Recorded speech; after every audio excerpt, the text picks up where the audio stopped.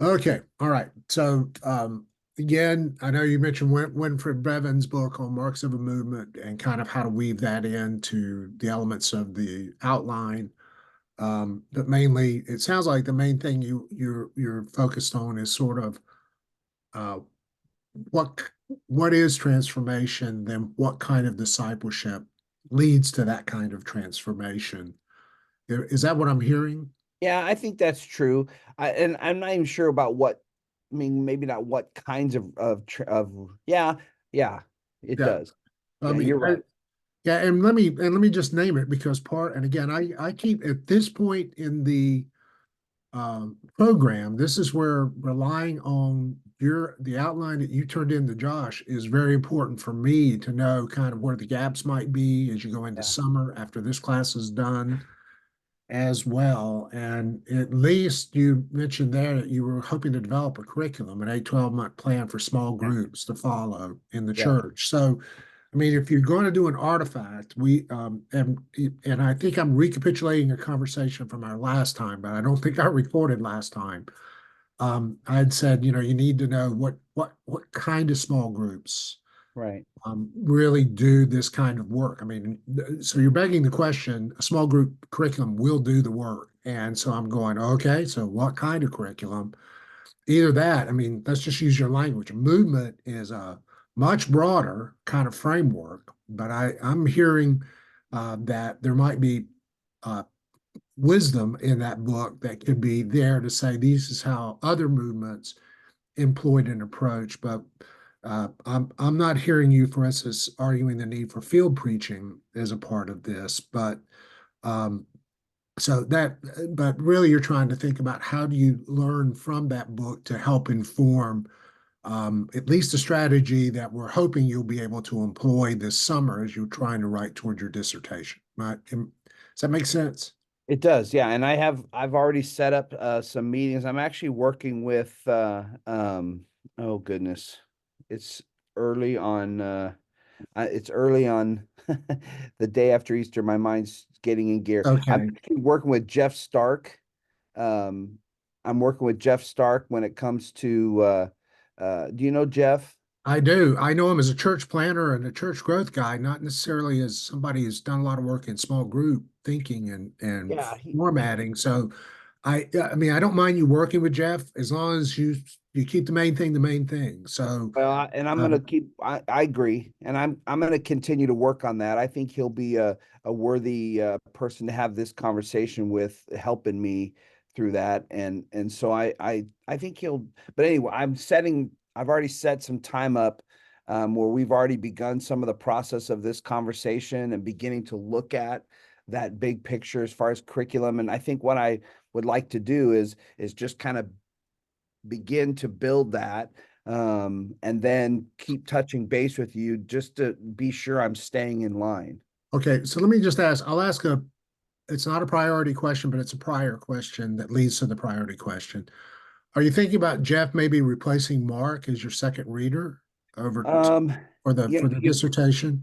I mean, certainly that could be an option. I wasn't thinking about that. I was purely thinking of Jeff as a resource for, Okay. for me to kind of partner, just to kind of help me in thinking through some of this stuff. But I haven't touched base with Mark at all. And I mean only because and I mean again second readers play different roles. Sometimes the second reader sort of descends at the time of the final writing at first draft of the dissertation. They are appointed at that point and they are there as a content specialist around some element of the dissertation that augments the primary supervisor. So I don't know how much you guys have talked about second readers in your courses. It may come up this summer. I'm We hoping haven't. it I don't think we've does. talked about it at all.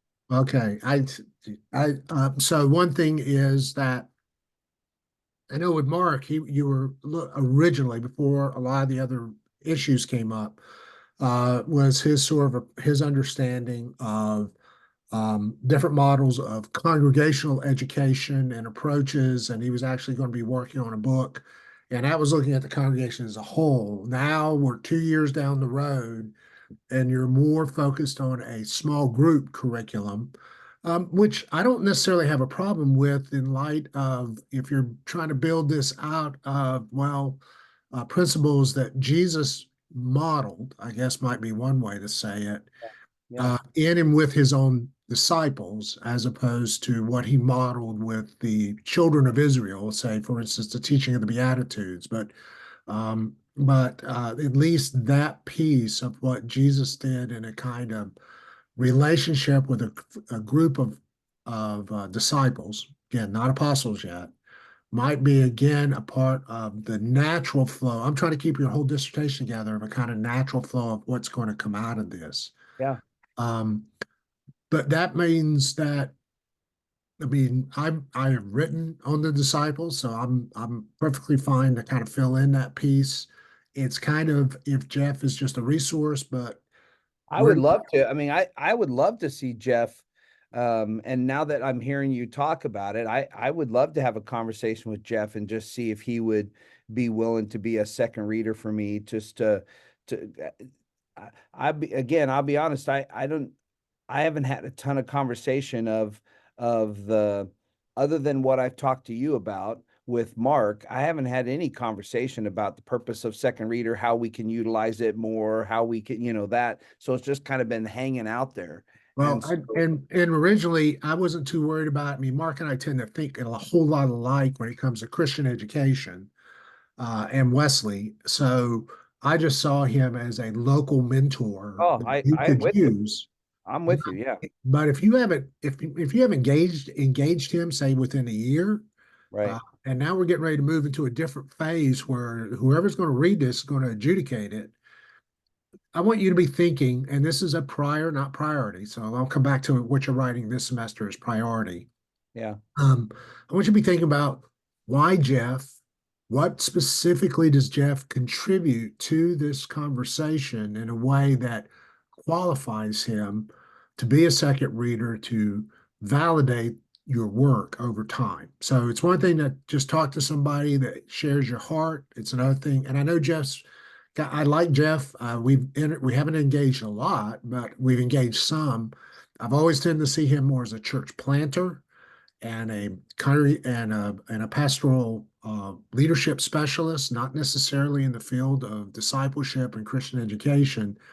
So be thinking about how he fits if you're going to go that way. Now, you can still use him as a resource to converse around small group development. It could be, I know he's moved, I think Just again, recently. Yeah. from from Yeah. Olivet to this new center in Ohio, I believe. Yeah. And it could be he's building out models of this kind of work already. And therefore, he would be an on the ground specialist. But this, Dave, this becomes the question, even inside your dissertation. Are you writing something to really invigorate your church? Or are you seeing this as something that might be portable, transported into other new church plants and new church developments? I mean, it's since you brought up the language of movement, because that may reframe how you introduce the dissertation. So Well, I up mean, to now, I've been pretty content that you said my major problem is how do I get this church I'm pastoring yeah. to rethink itself and become um, more outgoing. I mean, more evangelistic, more compassionate, more just improve its witness. Yeah. It's another thing to go, well, now can I test this? Not so much thinking about existing congregations, but emerging congregations. And could this be something, if implemented early, just fits into Yeah. this? And then you have to make sure the dissertation includes that as a part of your argumentation somewhere. Yeah. So Good. that's why I wanted to record so that you can keep this. You can take this as all prior. This is the kind of thing you may not even have to worry about till this summer. But it is if you're going to talk to Jeff anyway, you might be thinking about how Jeff as a second reader repositions what you think the dissertation is going to contribute to, Okay. not merely to your church, but actually maybe to other churches or other constituencies as well. So Yeah. I hope you hear it's an invitation to you to think bigger and to think, but it also puts a little more pressure on Jeff's ability to say, how does this contextualize as churches begin, for instance? And Oh, that's where the movement's language may not merely be for this chapter in the dissertation, but it may filter back up to the top of what you've been writing and influence some of that, what you're hoping the dissertation to accomplish. So I'm just, we often do something unintentionally that's a good thing. And I'm okay. trying to get you to think intentionally about it in light Yeah. of the final writing of the dissertation. So just, I do think there's there's been some intentional, unintentional things that have kind of happened as a result of some of this. And I guess the aspect of congregational discipleship and that aspect of helping my congregation move, if every and you look at the movement of Jesus and his disciples, it just started with a few, right? And I'm not telling you anything you don't know, but as and Wesley the same way, as it began to go, it became a movement. And so this aspect of transformation becomes kind of like a rolling wave of possibility. And so certainly I want to see that affect my local congregation, and that's my primary goal. But to see that potentially be a resource and a tool that other new church plants or other churches can potentially implement, I think is a worthy goal. So I like that. I mean, I hope you hear, I'm trying to get you to kind of think through it. So I'll just use my usual case in point is the keto movement, the whole attempt to replicate the small group movement that was being done in Latin America at one point. Jerry Porter was a major Yeah, advocate for that. I'm aware of that. Yeah. But the problem was it often hit North American context and definitely larger congregations whose culture was just really different. Right, And you could not be, right. um, you couldn't be a Portuguese senior pastor trying to implement something like that in a very complex church with multiple forms of small groups and initiatives. And over time, we recognize, I think most of us who were working or in and around that initiative recognize it would work some places, it was going to fall flat on its face in others. We could just see it coming as a transplant without careful thought. Yeah, So I was okay with you thinking about how do I reinvigorate my church in a very specific way. And I think this would work because I know my context.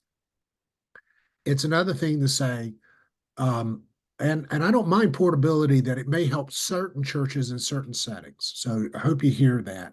yeah, I do think the question, anytime you start around small group discipleship, is this something that works best when it's baked in with emerging congregations, new congregations as a part of how it's understood, and how it begins to shape culture early, as opposed to trying to reinvigorate maybe a congregation that's had 18 different versions of small groups over a 100-year period of time. well, So and has had been inundated with language that the word discipleship doesn't even become.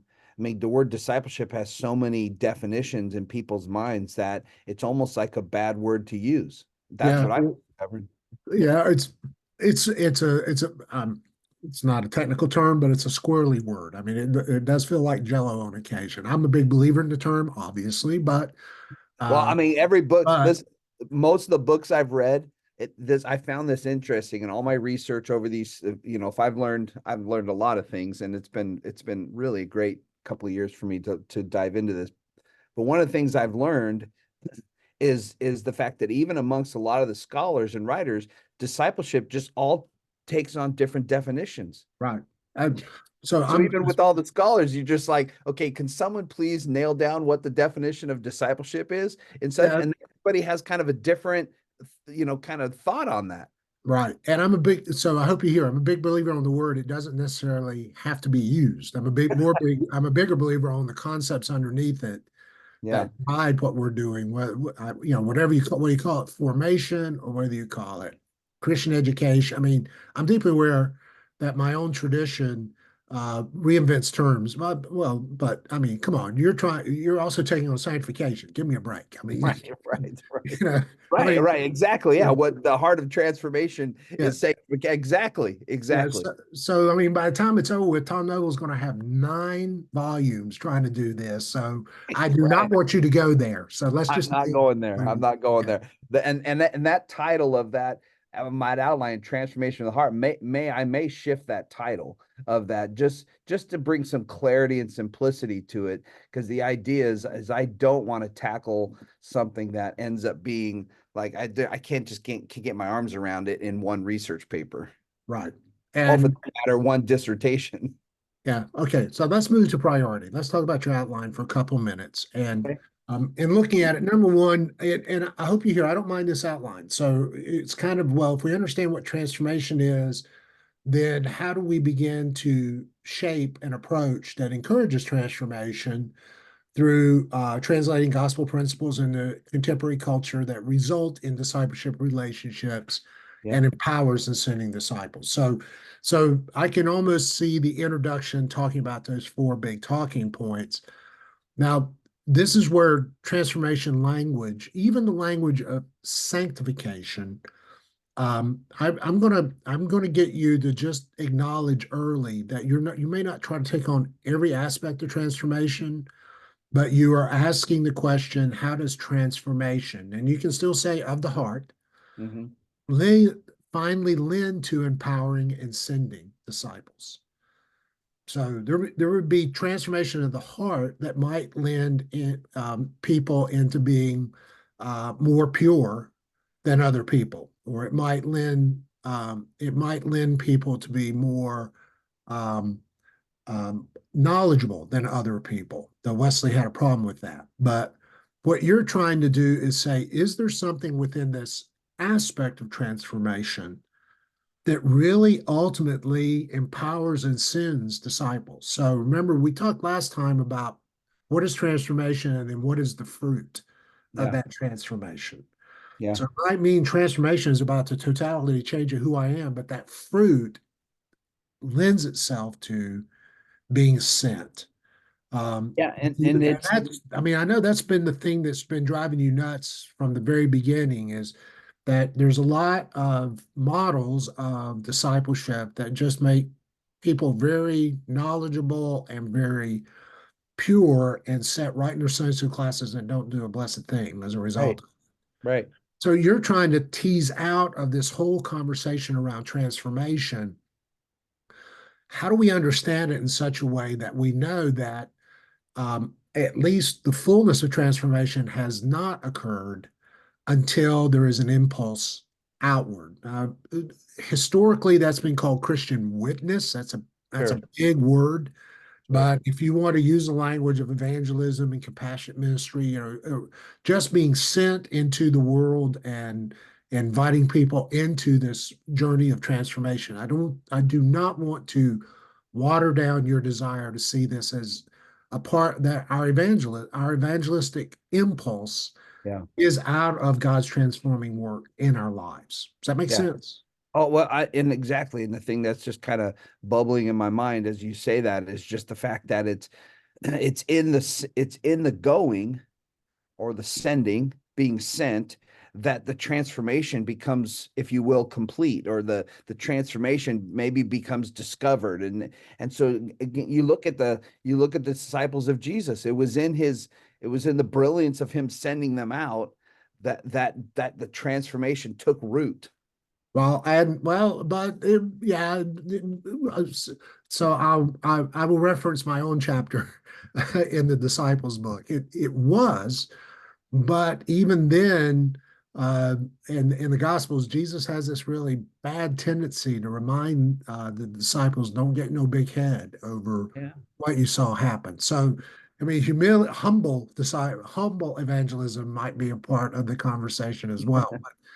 But I want you, but let's just stay with this desire. Um, so a good example, and I'll just use one of the books that you're reading. It's not that it's the best book; it's just one book. Yeah.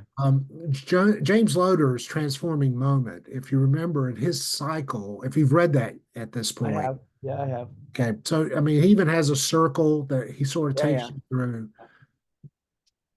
yeah. Got it right here. Yeah, and as he's talking about moments of transformation. So he's not talking about a process of transformation, Right, right, but events. So he's in some ways, he would speak to Wesley, but only as Wesley and Kierkegaard have a conversation with each other. Is one way to think about it. right, But he does say that when we are being transformed, when that moment, there's a scanning for interlude, and then, much like Kierkegaard, there's this um, sort of leap of imagination, and the aha moment occurs. right. And the very next thing he says is there is a release of energy. Mm, And that release of energy is that impulse right, that tries to find, and only again, because he's in some ways now he's back to being reformed, but that's trying to find continuity between past and present. So, am I crazy, or is this something that, as we right. would say, I was a sinner, but now I am, and trying to find a new community of interpretive meaning. So again, Loder is more interested in the intellectual of how do I make sense? And this is why Loder would argue the church is so important because they're an interpretive community. Mm, But the piece Loder doesn't talk about in that release of energy as is the charismatic proclamation, because again, his reform piece is God does the saving. We don't necessarily participate within that. right, And so I know why Loder kind of holds back. right. At least he's one of those guys who says that when we come to those deep moments of awareness of God's grace at work in our lives, there is a natural impulse outward. Yeah, That is part of what transformation is like. It's like, and don't you don't have to use this illustration in your dissertation, but it is like the Big Bang Theory, yeah, that right. aha moment really Explodes. just pushes us out into the world. He says to really find congruence and correspondence. That's his, but you could easily say, well, in a Wesleyan framework, it's also about also finding a way of proclaiming what has just happened to us in a way that's natural and automatic, and inviting others into it. That's more of a Wesleyan understanding than it would be the others. And whether that is closer to what Clapper has in mind, for instance, or even Brooks and Willard, and how that heart being changed also means wanting to get other people Yeah, to be invited into it. I think if you really work hard, this is mad exchange of the affections. So as the end of the affections, is it love? I mean, if the change of affections is love always an external relationship toward others? I could think of lots of ways you could talk about how that transformation should, either in the event or even over time, should lead to an outreach of love. And you can make that argument any way you want in light of the reading, but this is just a case in point for you to be thinking about.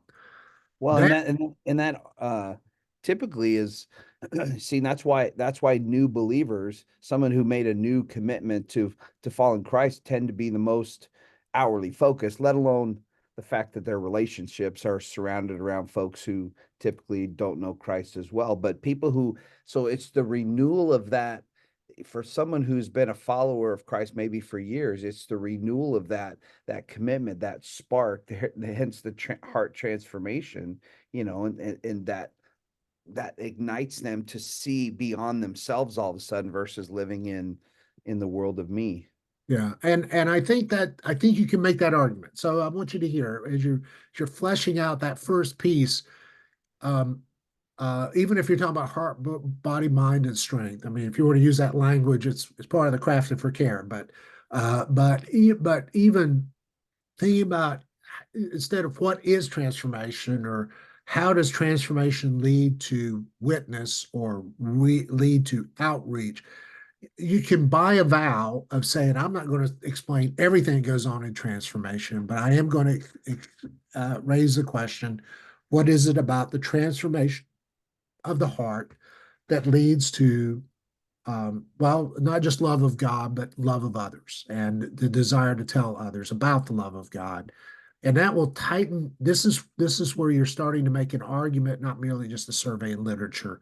It's tightening up how you're using the readings in such a way that you're arguing for a point that I hope then will factor all the way into the dissertation from early Yeah. and help down the road to kind of push for, definitely in that chapter on the theological integration, definitely give you a place to say, this is what's most important from that I'm trying to get out of my demon research, Yeah. is that piece.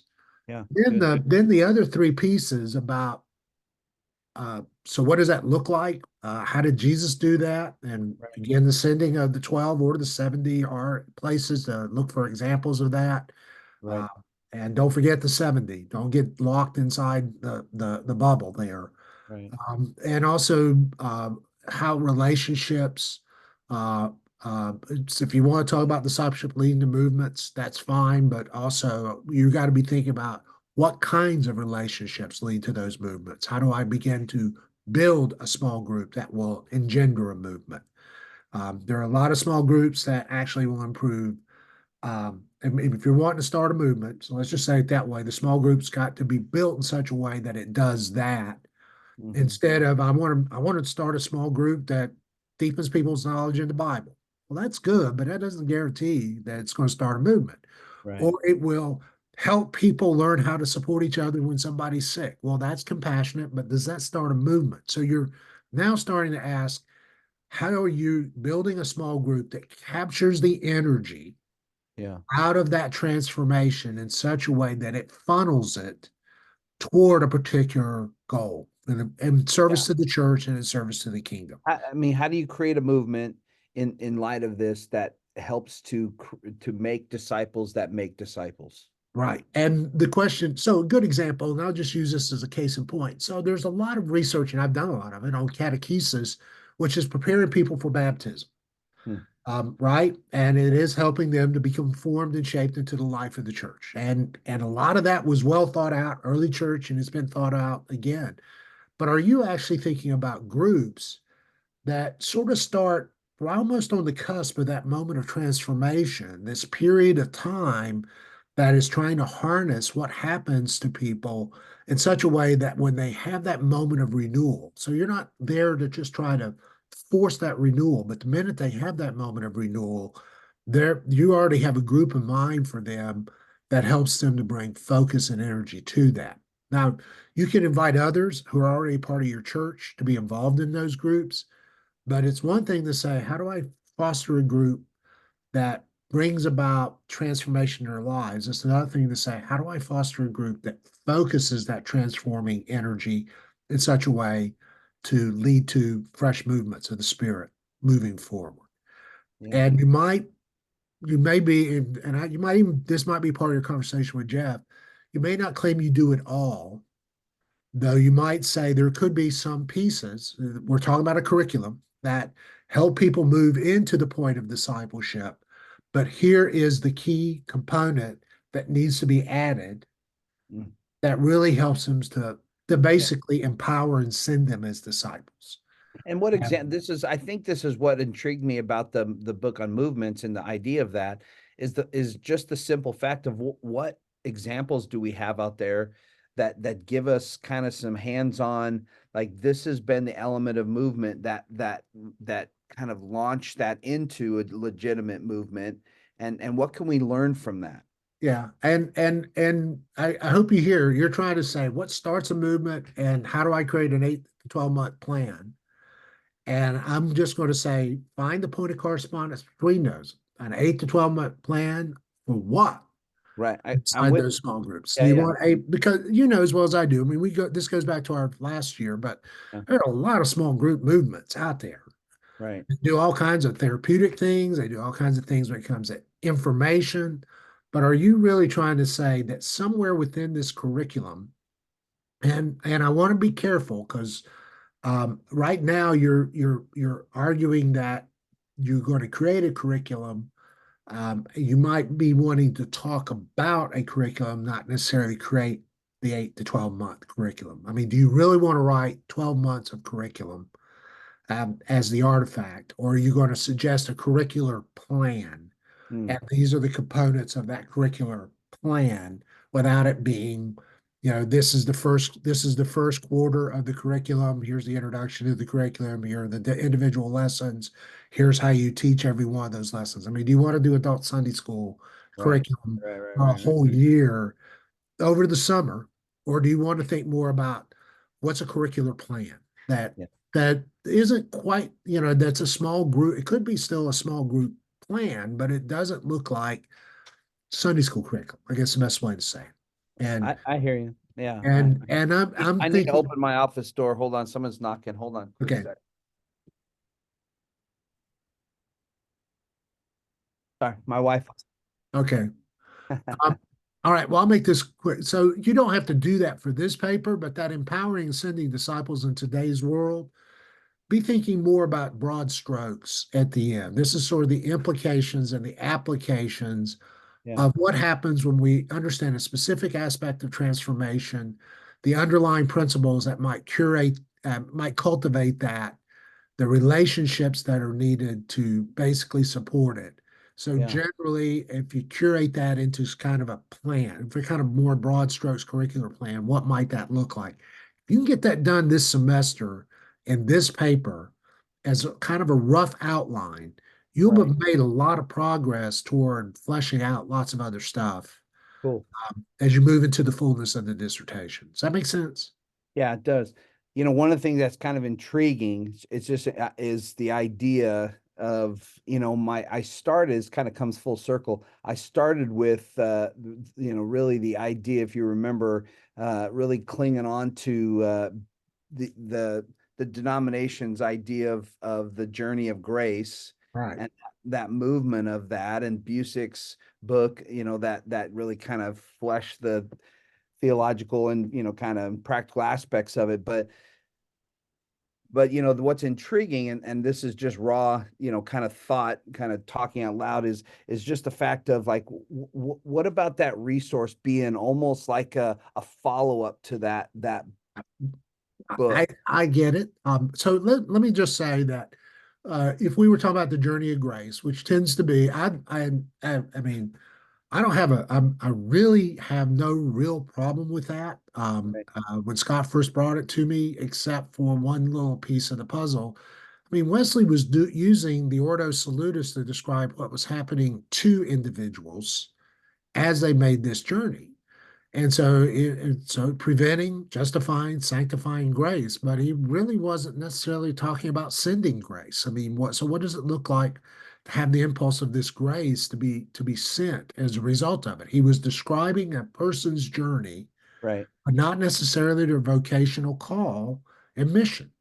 Yeah. And so that was just part of the limits of what that one sermon, the Scripture Yeah. Way of Salvation, was attempting to do. Right. So I Right. don't have Right. any Right. problem with the journey of grace. It really is, and you can either argue this is a component that comes alongside.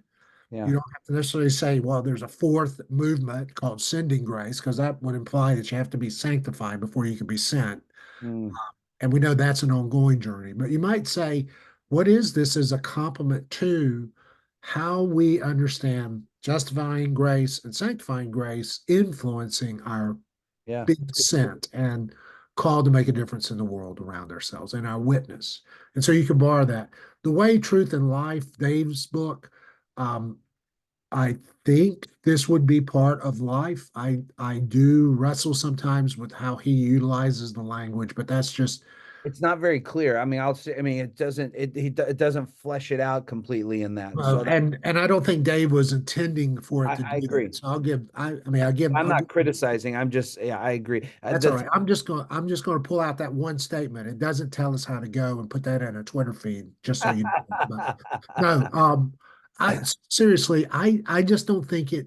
But then it becomes the question of there, you say this: if Jesus is the way, truth, life, there must be patterns we follow for the way, patterns for the truth, patterns for the life, right. lead to lead to dot dot dot, basically empowering and sending disciples into the world. Yeah. And I hope you hear that's the piece I want you to keep your focus on particularly with this paper. I mean, there's a lot of, you're right, there's a lot about transformation that can be said.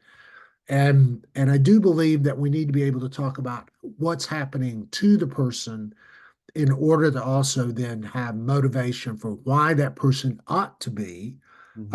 involved in being sent, not merely contemplating under the mustard tree, for Yeah. instance. I mean, so there is a piece of that puzzle that's there. I just don't want you to feel like you have to do everything in a paper, except to kind of go through the language of transformation and start asking, okay, what is it?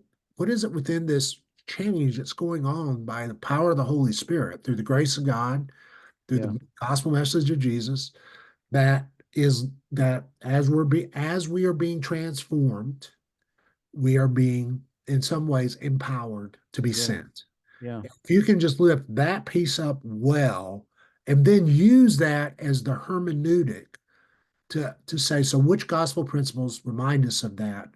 Mm. What kinds of relationships are important for that? And then how does that lead to empowering? Yeah. Then Good. I think you're in a better place when you're thinking about how you flesh out the 8 to 12 month plan, that it actually accomplishes what your intended goal is. One of the things that I've talked about, and I'll say this last thing, is that looking at kind of this idea of movement within the structure of kind of this curriculum discipleship process is there's learning, sending, accountability, and multiplying, which kind of touches a little bit on the things that we just talked about that you were talking about.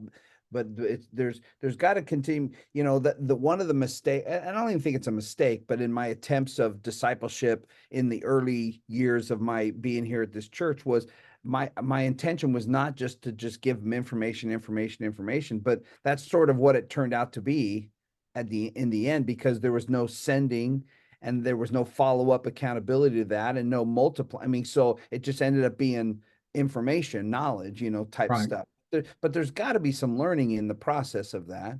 But I Yeah. think the learning, sending, accountability, multiplying. I'm thinking of kind of a cyclical kind of movement of this is kind of what I'm dreaming a little bit of. This curriculum idea is this, what about the process as we're thinking about the whole of learning, sending, accountability, multiplying.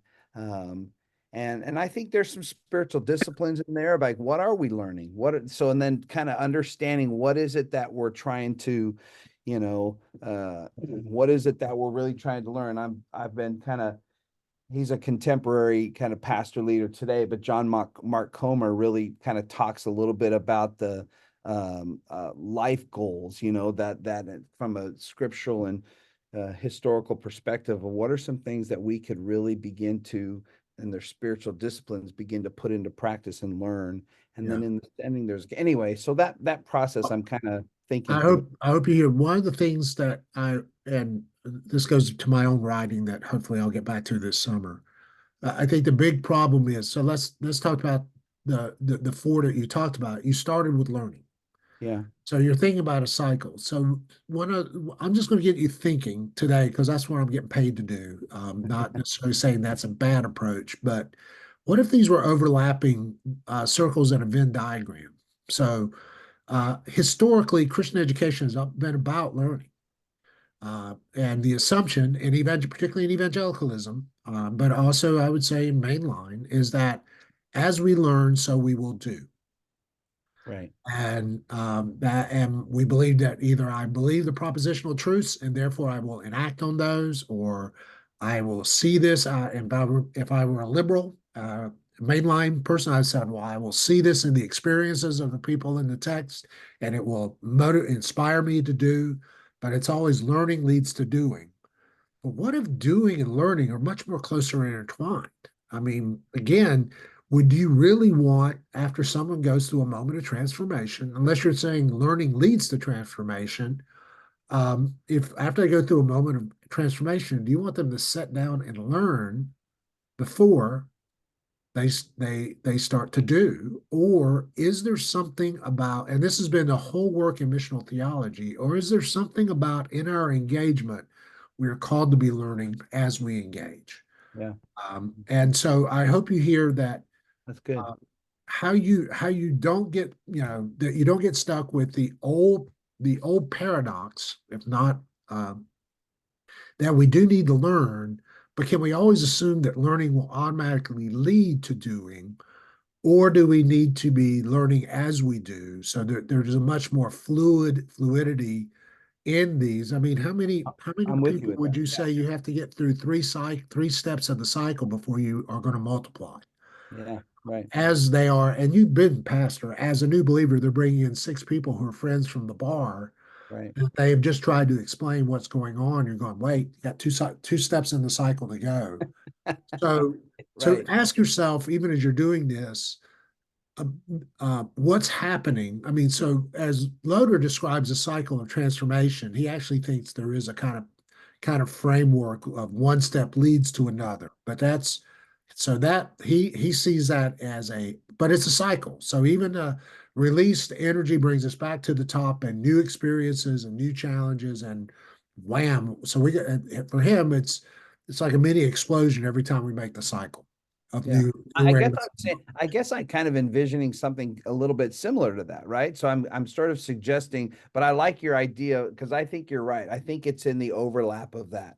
I think we learn as we're being, this is sort of what I was going back to Jesus, even though, we can talk about that, but the idea of being sent was teaching them something. Well, and very much so. And actually, I'd argue we don't talk about it as much in our tradition, but I think Jesus is more interested in the disciples learn by doing, because most of the examples we have is when they got it wrong. So Great point. Yeah. you know When they that, and screwed he up. had moments to correct Yeah. and and guide them in the midst of those moments that they got it wrong. So it wasn't quite the same thing as we would envision today. And I hope you hear, even the cycle is the cycle. Our sort of North American pattern, learning leads to multiplying, or is there something else going on? And how that learning might even create the discomfort that causes us to do. Hmm. And it's not so much, it's almost pre to what's going on. Or are we learning as we go? So I'm just messing up the cycle long enough for you to That's good. think, Let's do keep we? poking at it. It's just it's in the brain works right now. So this is a Yeah, perfect time to poke yeah. at it. Sure. So even if you don't, I mean, I hope you hear, even if you get to the bottom and you're just a very rough, broad strokes of what you think this is going to look like, then you're out of the semester one. You got a paper that actually makes an argument. This is Yeah. a particular understanding of discipleship, and this is what Yeah. what the response ought to be. This is a particular understanding of transformation, and this is the pattern of discipleship that doesn't replace every other one. It may be complementary with an E and an I. It comes alongside, but this is the piece on what you're trying to tell people you need to pay attention to Yeah. if you're interested in going, empowering, and sending people into the world. And you're making that argument now before you move into the summer. I And then the agree. summer is really more about, okay, how do I really start putting these pieces together and making sure the front end and the back end connect? And how do I work more carefully about the small group development? And how do I start writing something so by the end of next fall, I've got a whole dissertation to defend, not merely just cobbling papers together like they're chapters. For sure. But I think There's a let this semester be that this last set of writings, now that you're post Easter, to be trying to force you to write that as concisely as possible by the Yeah, end that's of the good. semester. No, that's I think I'm on that same page as you're saying that. So I agree. That's good stuff. Hey, can I ask you just a question? You've been kind of talking about it, but just kind of clarify for me kind of some of the structure of the coming months, and what expectations of that are. You the A real good solid handle on, from what I'm hearing you say, is a really good solid handle on on the um the artifact piece, maybe by the end of the summer. Like just Very really, much so. Yeah, you gotta. I mean, that needs to be for the most part complete by the end of the summer. well, okay. All right. So my wife's saying goodbye to me. Oh, sorry. Forever, not forever. She's going, Okay. she's going to a conference. So okay. So Both of our spouses popped in during our meeting, so that's all right. we probably Um, need going. so I hate getting in front of the people who actually teach those planks in between the two rails. So one way to think about the work we've been doing is just building a big group of writings and research for you to be crafting. The summer should be two things. One is whoever's in charge of that final, and I don't know if it's Josh or Derek or who's doing the last of the courses. I don't Um, know. well, you probably that's one person you ought to check on. Just That's the person that might help me answer this question yeah, better. because they're really there. The D-Min has an awkward structure for the writing template. But basically, you need to introduce what's the problem and how does the dissertation. Then it has a review of literature chapter, and that Right. can be either written by 5 or 6 big books that have been the most influential, or it can be a synthetic review of the literature. But then your kind of theological nut that is your response Okay. is the third chapter, and that's called the theological integration chapter. But that's a lot of what we're doing this semester is pushing you that direction. Hmm. And then afterwards, normally, depending on the size of that, your final chapter is either an well, there's then a chapter that's either the artifact or it is an explication of that integration. It's one or the other. So if it's a full out dissertation, it's a very nuanced explication of how this might make a difference. If it's an artifact, it's normally something you should be able to hand to somebody and hear this language. They would be able to implement it without ever having to contact you. Yeah. And that would be it can be a curriculum, it can be a workbook, it can be a set of guides, Yeah. but they have to hold together with that kind of thing. But it would be actually it could be some kind of a plan that Jeff could take without having to read that Yeah. has in the artifact enough of the dissertation components that they could Tie chop them that off together. and walk away with it. Yeah. Okay. And that might be what you're working on all summer, maybe what you're working on next fall after you've gotten the other pieces together. Okay. And then there's a concluding chapter of what do you hope to see come out of this Yeah. and what have you learned? And that's just a really short conclusion that really shows how either your big idea and the artifact or your big idea and the extended strategy, which is the dissertation without the artifact, a real long, elaborated piece Yeah. of what this might look like, is how it plays out. Now, that's how I understand it as someone who's read dissertations in the past. I tend to push people to write it more like it might become a book somewhere down the road. So I've tended to make sure that your review of literature really makes an argument throughout the review instead of just chunks. But as a second reader, I've read other dissertations where they're just chunks, and then they try to put together the goulash in the third chapter. So I don't want to get ahead of you who your advisor is. I mean, who your professor is this summer. Okay. But by the time you're done with this semester, I'm hoping this chapter, at least you've got it listed as chapter 5, I think, in your outline, but it really becomes Yeah. uh, kind of you have chapter 4 getting to the heart of matter, and then chapter 5 proposed solution. I think in some ways you're getting both chapter 4 and 5 sort of mash up this semester so that they're much cleaner in what they do, and then you're just sitting here going, okay, is it enough information that I can extend it out to 2 chapters, or is it enough information that I can now build the artifact of what that looks like? Okay. All right. Makes sense. Yeah. Okay, you'll get this as a recording, so you can go back and visit it. I hope you hear the priority is, can you write this paper in such a way that you can hand it to Jeff or hand it to somebody, anyone, and basically say, this is what I really do believe makes the Yeah, difference. And you're almost writing an argument, could be almost an article into itself, but writing an argument to get people then to be interested in what that artifact looks like.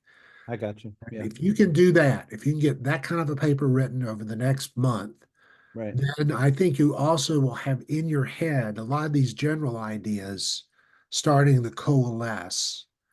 And if you want to add the movements language, we haven't talked about it prior to this semester, but if that's become something you think helps to organize well, then use it. I'm just trying to touch on it, and I don't want to I don't want to Yeah, overemphasize I'm it. not, I'm not, I'm not even going to go yes or no. So I hope you Right. hear. I'm not trying to kick it to the curb. I'm just saying, just if it's how you integrate that in so that you know that I am not going to then come back and say, well, then you need to read 18 books on movements. So do not Right. worry. Okay, don't sweat. I'll Okay. only have you read an additional maybe 12 or 13 instead. But Thanks. no, I'm just kidding. I think I just I yeah, just hope to hear that you've covered a lot of good ground. We're getting down to what's there. If there's something here that adds in, yeah, that's fine. But I want you to start thinking about how does this paper, going back to your very first semester, how does this paper start to show the solution to yeah, the the consternation you were trying to solve that first semester? yeah, And and we've, now you know that you're right, multiple versions of discipleship, so it obviously varies. We've talked about general understandings of this of models in the of discipleship based on different kinds of congregations. So I mean, you're aware of the kind of the scope. Now yeah, we're trying to get down to the nut yeah. that will guide you forward. Okay. It looks to me like the next time you'll be hearing from me will be just getting a rough draft of this in the next 2.5 weeks or so. Yeah, yeah. I haven't this Two, last 3 weeks. semester. I'll just say I've got Mama Bear, Papa Bear, and Baby Bear. So uh, right now, Papa Bear is Scott. So he's blown through everything. I've got a I rough know. draft of his, and I mean, Well, partly because he was in charge of district assembly like either this like next weekend or something like that. And so he's like, and that's just Scott's personality too. I Like know, Scott, I know. So you need to hear. I don't hold people up to other people's standards. I Per appreciate that se. because I always give him a hard time and says, Scott, you got all your stuff done. I'm like, come on, man. And Eric is kind of somewhere behind you. I'm not quite sure. He's sort of baby bear, a little soft, but I called him you're last mama week just bear. to try to encourage him along. I tried to Uh, encourage Eric along, say, keep on going, Eric. Come on, you can do this. yeah, and I don't want to make our meeting by him, but I'm just saying all three are coming in at different spaces. Yeah. At this point, I'm not worried if I have what I need when I need it. But and I think you're on track. So Good. rough draft in another 2.5 weeks. Understand it won't be a heavy read. I'll be me turning it around to you so you can get the final thing in. Exactly. Yeah, But exactly. I will say, come tomorrow, I'm in Argentina for a week, and I am not worried about anybody or anything other than just Good. maintaining at a very minimalist level. So Well, I won't. Yeah, I that's perfect time, and I'm so grateful that you gave me a few minutes here, an hour. But I because I just this helped me tremendously just to make sure I'm on the same page with you as I begin to move into. I'm just finishing my last books that I'm reading, and I'm gonna start really turning the corner on beginning to write this. So, yeah. uh, Dave, I think you've got the data behind you now, so to speak, from the different papers you've done. yeah, You may be refashioning it toward a specific kind of argument. And this semester, I'm hoping gives you the kind of the gist of the argument. So as you look back over the other material, you're knowing how you're drawing that in a way that yeah. informs where you're going to Well, go. yeah. The only I piece look forward. I look forward to some future conversations with you about shaping that kind of some of those previous papers and shaping those in ways that and how that works and so forth. So Yeah. we can get And there. But that's for summer. So let's get you done. Let's get you done with the four semesters. And summer is your conversation with the D-man yeah, resource specialist and me with the goal of. So the bottom line is that I would not say you're done early fall, but you're writing in the fall in such a way it's no more work than you would do for a given paper. Good. And you're not trying to create a full board doc. I've had students who did the work and then they did the work over the summer and then fall that's when they did the writing, real writing. I Yeah. mean heavy duty writing. But that's because they were editing stuff down, synthesizing it, doing that kind of stuff. Had a couple of students who walked in the fall and it's like, I got to do D-Min and I've got to do a dissertation. They had not been prepared to do that. Right. And they normally took an extra year to finish. Yeah. I don't see that being your problem at I all. don't think so either. I feel fairly confident of where I've been that I think this is going to come together pretty well. I mean, I feel good about it, and every year alongside your encouragement with that. So I mean, it Yeah. partners with what I've heard and hearing you say. So Yeah. yeah. I will say that I'm also out for Point Loma's PalCon. Oh yeah, I'll be out here So for. if I'll be there's there. time, we can sit down with a cup of coffee over that time while I'm there and just kind of take a snapshot face to face. That'd be great. I'd I'll love do that. that. So, Yeah. so just so Excellent. you're aware, be one When it time. gets closer to that, we'll set up an appointment so we can get it in Okay, the. yeah, I got to find out. I'm doing two presentations. I got to find out where I'm scheduled, all that Yeah, kind of yeah, yeah. We'll right. work it around what works for both of us. So Okay. cool. All right, my friend. Hey, have a great time in Argentina. God bless you. Be safe in your travels. You the same, and just I hope you get over the Easter hangover as quickly as possible. This is normally the week I don't bother any pastor because they're worthless. I mean, just That's throw it right, away the right? saying. We had a fantastic, it was a very, very full day yesterday, but we had a fantastic day yesterday. So God blessed us so much. So Well, yeah, thanks be to God. So, great, great, great day. and I have to say, I attended Lenexa Central. It was a wonderful service, and I was so glad just to be in the back of the room Were you attending. there? Good. I love I watching you. was. I love So, seeing your Facebook posts as you just kind of post and really be such a blessing to your local congregation when you're able to be there. It's encouraging to see. Central's a obviously a very special place for my family because I was on staff there for several years, and so yeah, with David, and so it was it's still a very special place to us. it's a good community. We've been fortunate to be there, to say the Yeah, least. yeah. All right. Cool. Hey, Well, blessings. take care. We'll see you. See you later. Bye bye.